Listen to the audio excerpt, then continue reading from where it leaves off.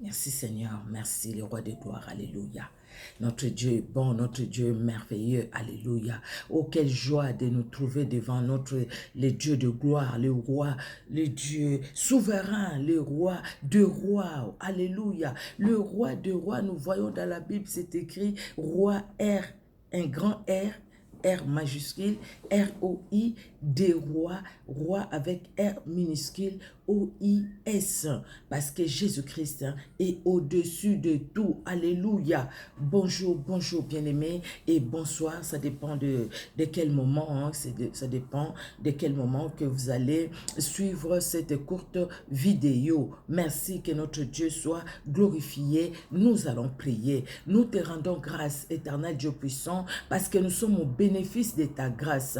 Nous ne méritons rien. Tout ce que nous avons, Seigneur, si nous pouvons même passer ces temps devant toi, ce n'est pas une mérite, hein, c'est une grâce éternelle. Oh éternel Dieu de gloire, merci, merci encore pour les soleils que tu veux élever sur les bons et sur les méchants, pour les souffles de vie, alléluia. Pour ta vie à nous, éternel, nous venons nous recommander à toi, ô tendre Père.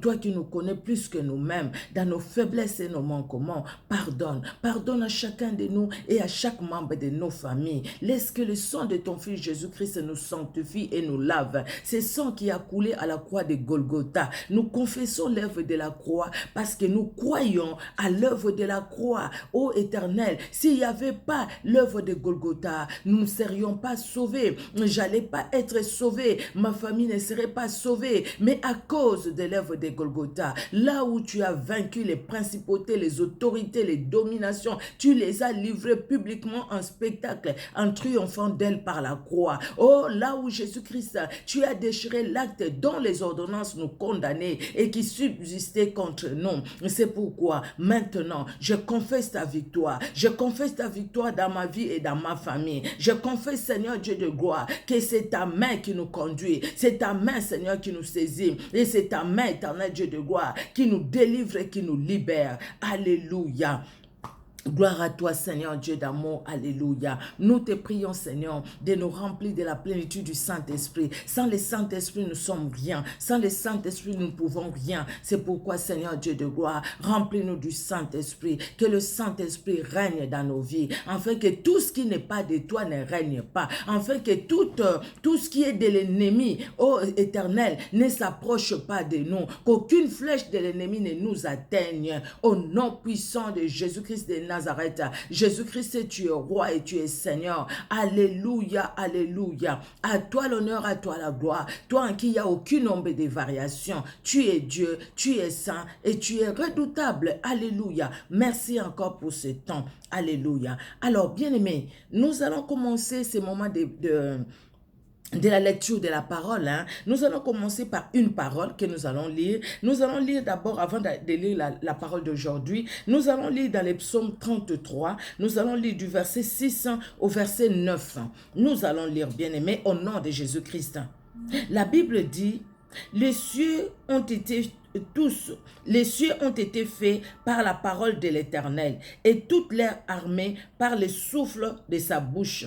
Il amoncelle en un tas les eaux de la mer, il met dans des réservoirs les abîmes. Que toute la terre craigne l'Éternel, que tous les habitants du monde tremblent devant lui. Car il dit, et la chose arrive, il ordonne, et elle existe. Tout a été créé par la parole, d'où l'importance de la parole, bien-aimée. Ce n'est pas un temps que nous passons, ce n'est pas nous sommes là, ce n'est pas par habitude, non. C'est parce que nous aimons le Seigneur et nous comprenons l'importance de sa parole. C'est pourquoi, bien-aimé, écouter la parole de Dieu, lire la parole de Dieu, ça nous sauve. Lire la parole, la lecture de la parole de Dieu est salutaire, bien-aimé, pour nos âmes et pour nos vies. Voilà, bonne lecture à tout un chacun et que Dieu nous parle au travers de ce que nous allons lire aujourd'hui. Amen, amen. Nous allons, bien-aimés, dans la lecture d'aujourd'hui, nous allons lire, nous sommes dans Esdras, nous allons lire Esdras 7 et Esdras 8. Nous allons lire au nom de Jésus-Christ de Nazareth. Après ces choses, sous les règnes d'Artaxerxès, roi des Perses, vint Esdras, fils de Seruja, fils d'Azaria, fils de Hilkija, fils de Shalom, fils de Tchadok, fils d'Akitub, fils d'Amaria, fils d'Azaria, fils de Merajot, fils de Zeracha, fils d'Uzi, fils de Buki, fils d'Abichou, fils de Phiné, fils d'Éléazar, fils d'Aaron, les souverains sacrificateurs.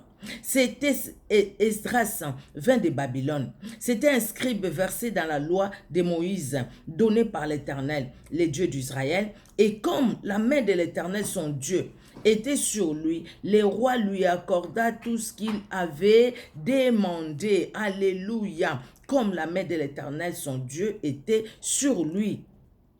Plusieurs des enfants d'Israël, des sacrificateurs et des Lévites, des chantres, des portiers et des Néthiniens vinrent aussi à Jérusalem la 7e année du roi Artaxerxès. Esdras arriva à Jérusalem au 25e mois de la 7e année du roi. Il était parti de Babylone les premiers jours du premier mois et il arriva à Jérusalem les premiers jours du 5e mois. La bonne main de son Dieu était sur lui, car Esdras avait appliqué son cœur à étudier et à mettre en pratique la loi de l'Éternel et à enseigner au milieu d'Israël les lois et les ordonnances. Il a appliqué son cœur dans la parole de Dieu, dans la loi de l'Éternel, et il a enseigné ce que lui-même, il a déjà appliqué son cœur à suivre. Il a enseigné ça aux autres. Alléluia, c'est merveilleux ça. Voici la copie de la lettre donnée par le roi Artaxerxès à Esdras, sacrificateur et scribe, enseignant les commandements et les lois de l'Éternel concernant Israël.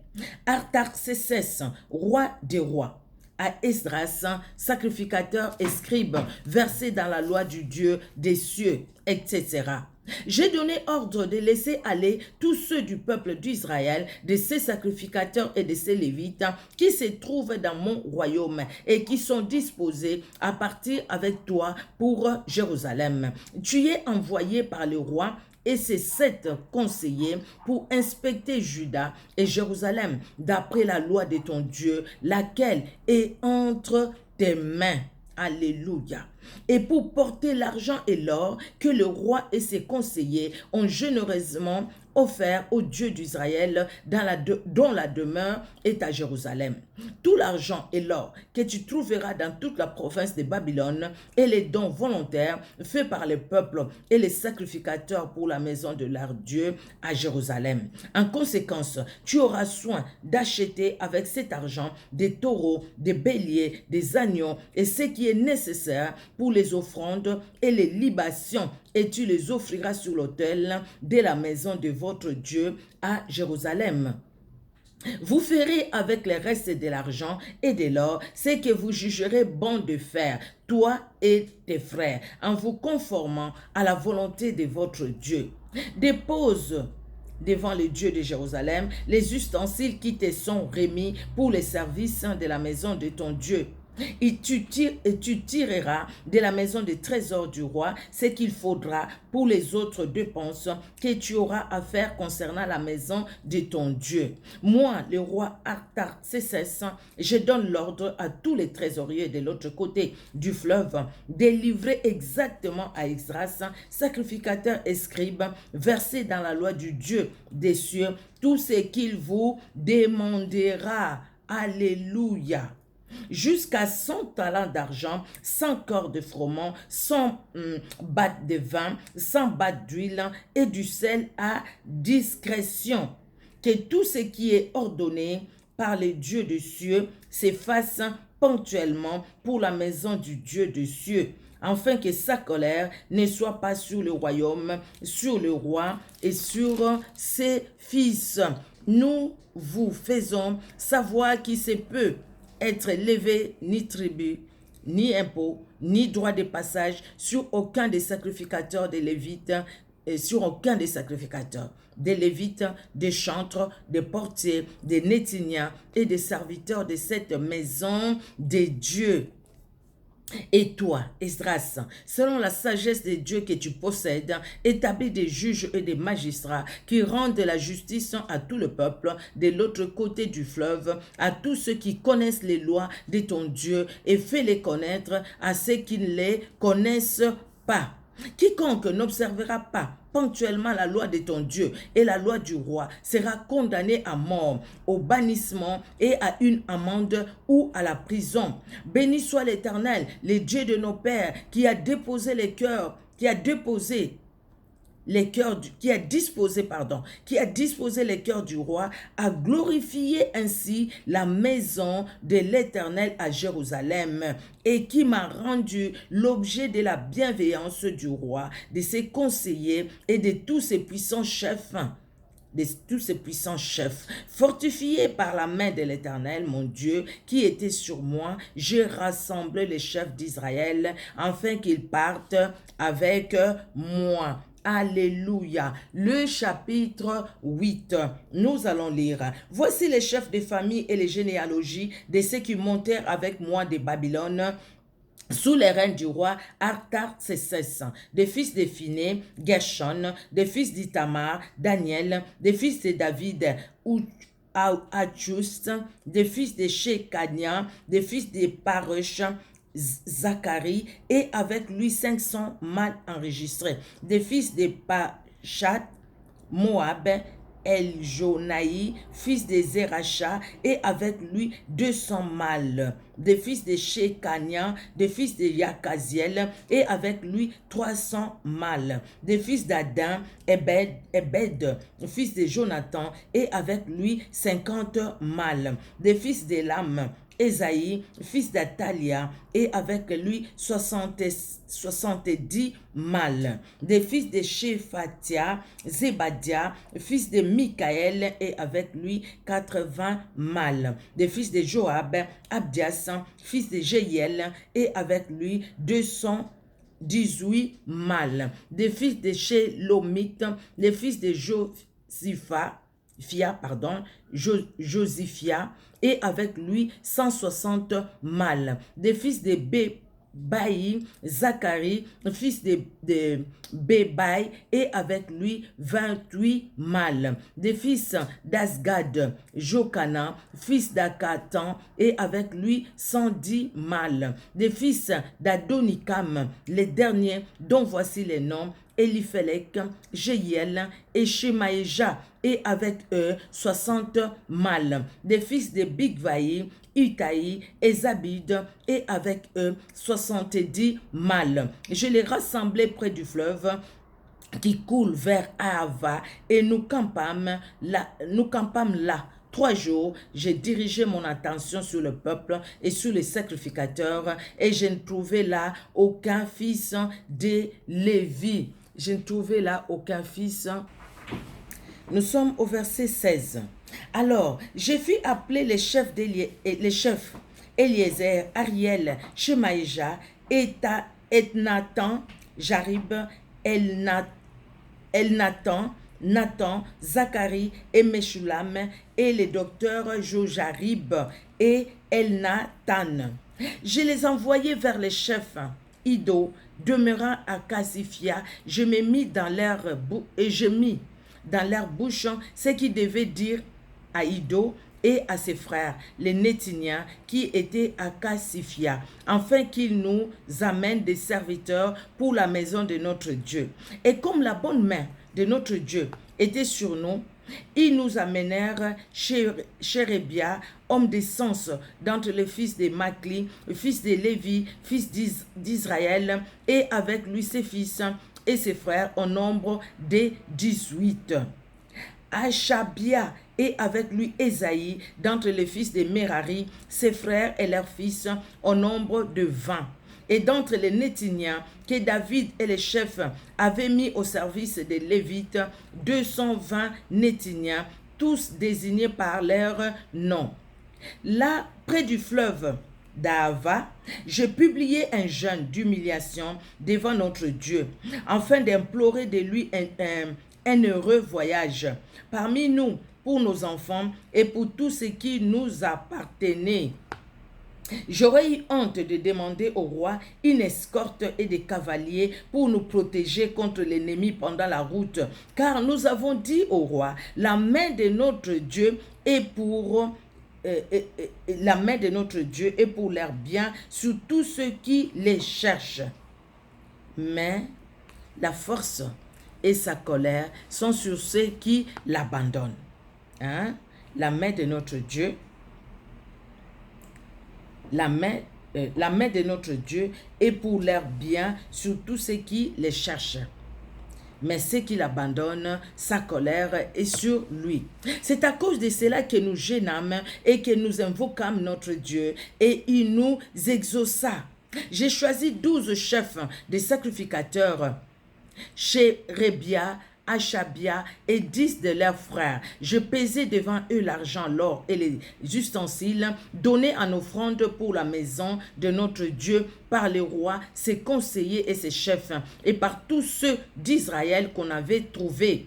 J'ai remis entre leurs mains 650 talents d'argent, des ustensiles d'argent pour 100 talents, 100 talents d'or, 20 coupes d'or valant 1000 d'aric et 2 vases d'un bel airain poli aussi précieux que l'or.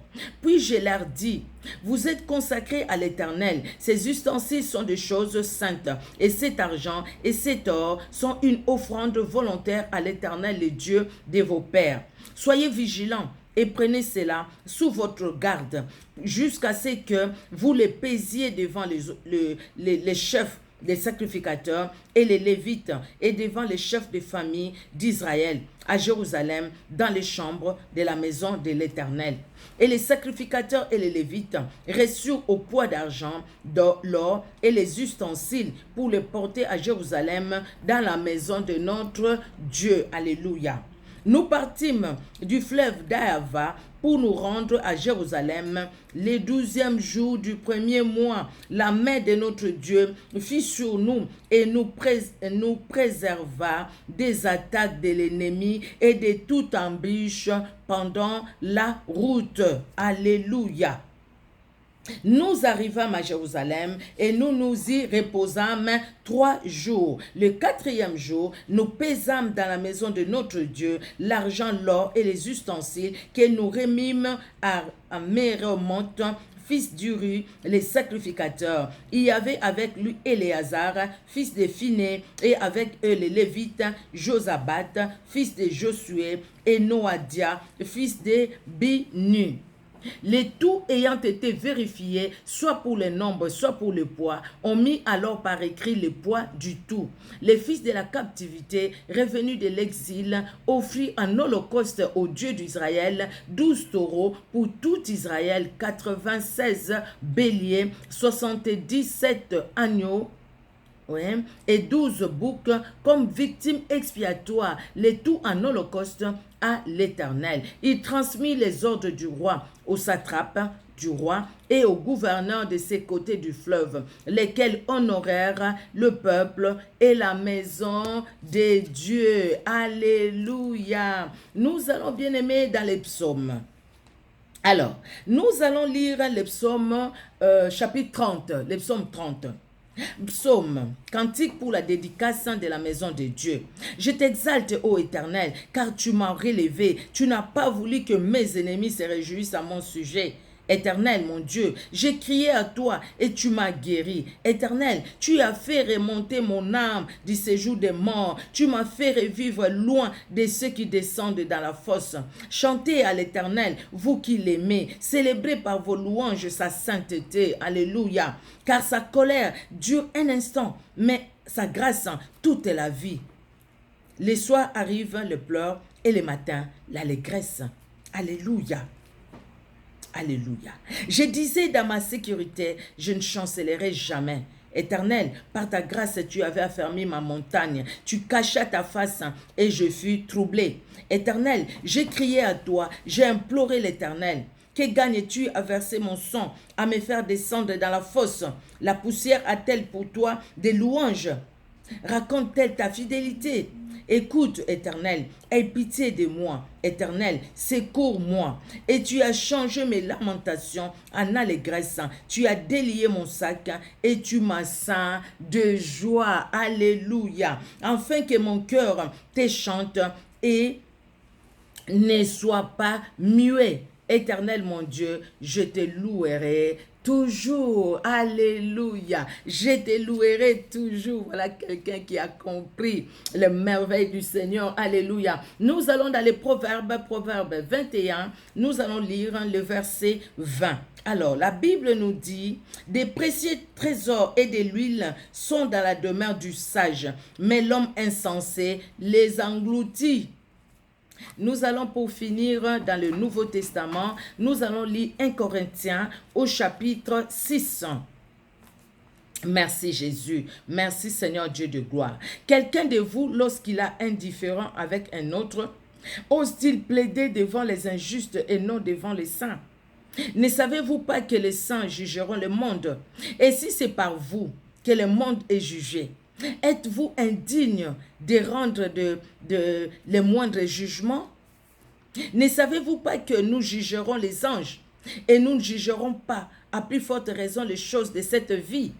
Quand donc vous avez des différends pour des choses de cette vie, ce sont des gens dont l'Église ne fait aucun cas que vous prenez pour juges.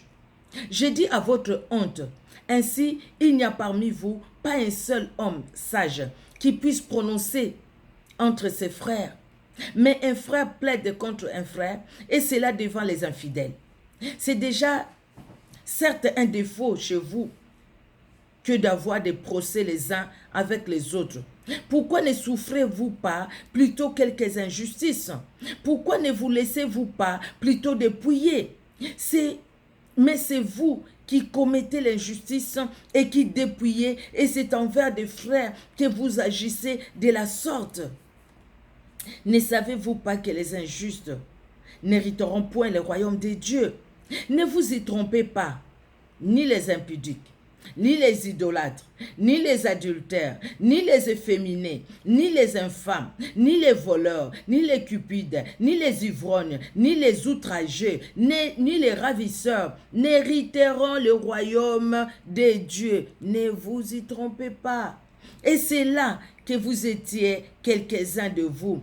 Mais vous avez été lavés, vous avez été sanctifiés, mais vous avez été justifiés au nom du Seigneur Jésus-Christ et par l'Esprit de notre Dieu. Tout m'est permis, mais tout n'est pas utile. Tout m'est permis, mais je ne me laisserai asservir par quoi que ce soit. Les aliments sont pour le ventre, et le ventre pour les aliments. Et Dieu détruira l'un comme les autres. Mais le corps n'est pas pour l'impudicité, il est pour le Seigneur, et le Seigneur pour les corps. Le corps n'est pas pour l'impudicité, le corps est pour le Seigneur. Et Dieu, qui a ressuscité le Seigneur, nous ressuscitera aussi par sa puissance. Alléluia. Ne savez-vous pas que vos corps sont les temples, les membres du Christ? Prendrai-je donc les membres de Christ pour en faire les membres d'une prostituée? Loin de là.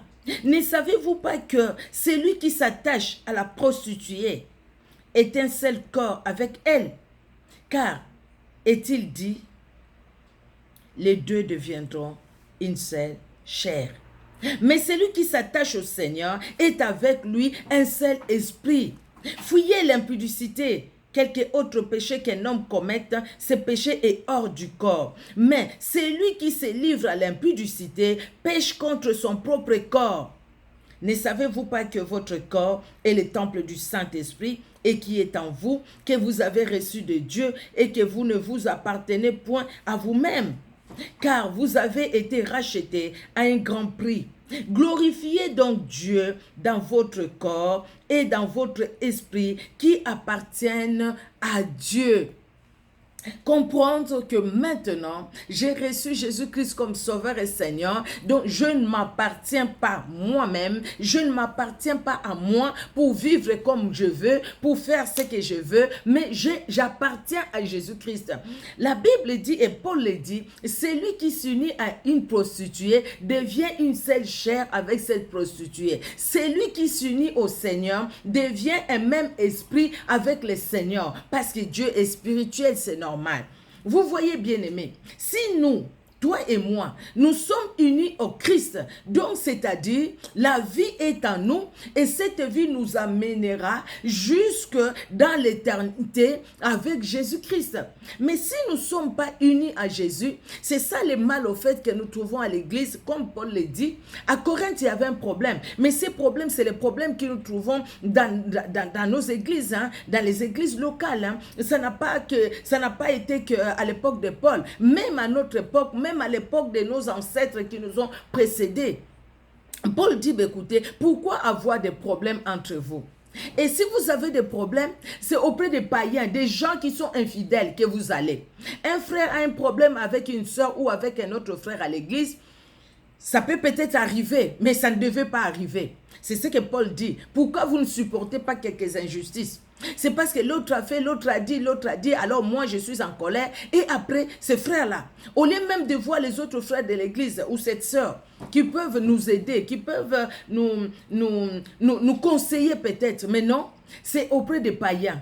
L'autre va aller, l'un va aller, l'autre va aller. Et puis ça sera des disputes. Et puis l'autre a dit, pourquoi? Parce que les païens vont amener, les païens vont mettre les sels et les piments pour que les problèmes qui étaient peut-être petits, qui pouvaient finir, et que ces problèmes-là deviennent grands. Que les gens qui pouvaient peut-être se parler, se saluer après, demain et tout ça, que ces gens-là se séparent encore davantage. Paul dit, c'est une honte qu'au milieu de nous qu'il y ait des problèmes. Mais si maintenant il y a des problèmes, nous ne devons pas aller nous plaider auprès des païens. Nous devons voir ça entre nous enfants de Dieu, pour chercher des solutions, pour chercher plutôt à les finir. Nous ne devons pas aller nous exposer, bien-aimés, auprès de ceux-là qui ne connaissent même pas le Seigneur. Nous ne devons pas aller nous exposer. Et Paul dit, écoutez, faites attention avec votre corps. Faisons attention avec notre corps. Nous pouvons dire, notre corps, la bouche c'est notre corps aussi, non? La bouche parle. Nous pouvons dire, écoutez, non, c'est le corps est faible, la chair est faible, donc voilà, je parle. Mais nous devons connaître notre identité, savoir qui je suis. Si je sais, nous savons qui nous sommes. Et parce que nous les savons de toutes les façons, Paul le dit, parce que vous les savez qui vous êtes. Donc, n'allez pas livrer votre corps dans la prostitution. N'allez pas, bien-aimés, livrer votre corps dans l'impudicité. N'allez pas livrer votre corps dans l'idolâtrie. N'allez pas livrer votre corps, bien-aimé, et ne pas être efféminé. Nous voyons, ne livre pas ton corps. Tu es un homme, tu n'es pas fait pour un homme, tu es fait pour une femme. Tu es une femme, tu n'es pas fait pour une femme, tu es fait pour un homme. Vous comprenez de quoi je veux dire? Ne soyez pas efféminés, mais soyez homme ou soyez femme, tel que Dieu nous a créés, bien-aimés. Ni les infâmes, ni les voleurs, ni les cupides, ni les ivrognes. Donc, toutes ces personnes-là, tout ça, c'est lié au corps, bien-aimé. Tout ça, c'est lié au corps. Et parce que tout ça est lié au corps, si tu tombes dans ces choses, si tu te plais dans ces choses-là, sache que toi, tu es devenu une seule chair avec toutes ces mauvaises choses. Et quand Jésus-Christ viendra, il te dira qu'il ne te connaît pas. Il ne te connaît pas, même si tu es toujours à l'église. Repentons-nous, que chacun se repente, que chacun se souvienne de ce que Christ a fait pour nous à la croix de Golgotha et que chacun puisse s'attacher à Christ, s'attacher au Seigneur Jésus-Christ de Nazareth. Amen, amen. Que Dieu bénisse tout un chacun, bien-aimé, et que le nom de Jésus-Christ soit glorifié. Nous allons prier. Nous te louons, nous te glorifions pour ce temps que tu nous as accordé. Merci encore pour ta parole qui est la vie et la vérité. Merci pour ta parole qui nous sauve. Merci pour ta parole qui nous libère. Par ta parole, tu as créé. Par ta parole, tu délivres. Par ta parole, Seigneur, tu guéris. Quel honneur monte à toi, tendre Père. dans les noms puissants et merveilleux de notre Sauveur et Seigneur Jésus-Christ de Nazareth, que nous t'avons ainsi prié. Amen. Amen, amen, amen. Soyez richement bénis, bien-aimés. On se donne rendez-vous demain par la grâce de Dieu pour la lecture biblique. Nous aimons la parole de Dieu parce que Dieu est dans sa parole. Il est derrière sa parole et nous l'aimons. Soyez richement bénis au nom de Jésus-Christ. Au revoir, bien-aimés. Au revoir.